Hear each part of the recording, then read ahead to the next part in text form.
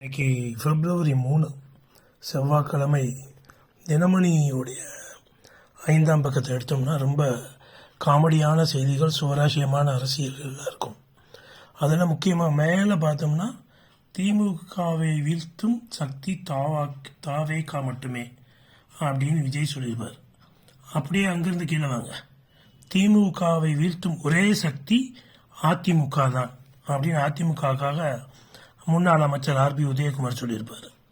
அப்புறம் அப்படியே இங்கிட்டு கொஞ்சம் போனோம்னா, பாஜகவுக்கு வெற்றி கிடைக்காது என்பதால் மத்திய பட்ஜெட்டில் தமிழகம் புறக்கணிப்பு.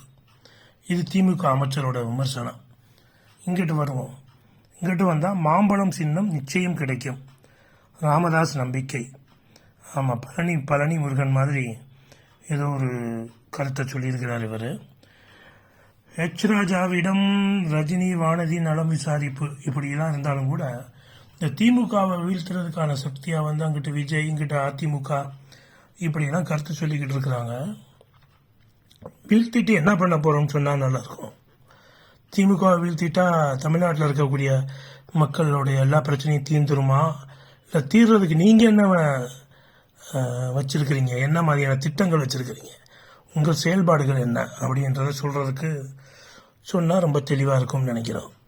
இதே மாதிரி இங்கே வாங்க, அவர் நயினார் நாகேந்திரன், தமிழ்நாடு பாஜக தலைவர். அவர் வேறு வழியில் அப்படி தான் சொல்லி ஆகணும். நிதிநிலை அறிக்கை தேசத்தின் வளர்ச்சியை எதிரொலிக்கிறது, பட்ஜெட்டை சொல்கிறாரு. அதிமுகலேருந்து அங்கே போனவர். இந்த திராவிடத்துக்கு எதிராக அரசியல் பண்ணுறத அடிக்கடி சொல்கிற பாஜக, திராவிட கட்சியிலிருந்து யார் எவ்வளோ பெரிய ஊழல்வாதி வந்தாலும் சேர்த்துக்கிடுவாங்க. கேட்டால் அது அவர்களுடைய தேசியம். இதுதான் அது ஒரு நிலவரம். கீழே இன்னொரு காமெடி இருக்குது. மத்திய நிதிநிலை அறிக்கையில் வஞ்சிக்கப்பட்ட தமிழகம்னு வைகோ சொல்கிறார்.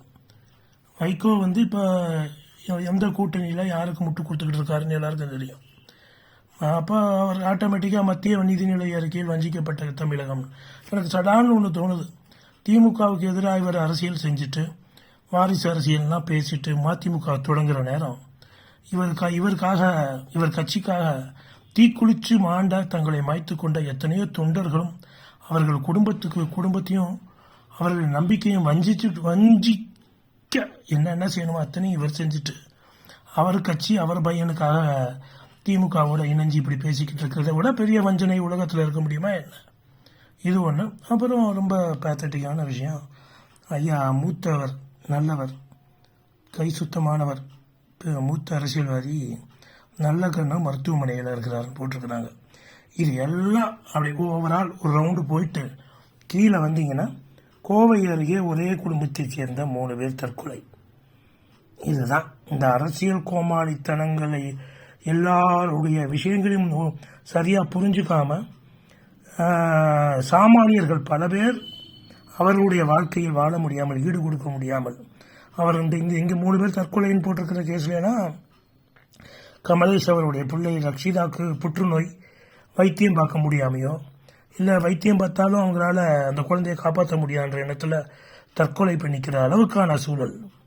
இதுதான் யதார்த்தமாக இருக்குது. அதுக்கு மேலே மித்த காமெடிகள், அரசியல் நையாண்டிகள், எங்களால் தான் நாங்கள் மட்டுமே யோக்கியர்கள் பேசக்கூடிய கூத்து இன்றைய செய்தியில் எனக்கு யோசிக்க வச்ச விஷயங்கள். தொடர்பில் இருப்போம், இனியும் பேசுவோம்.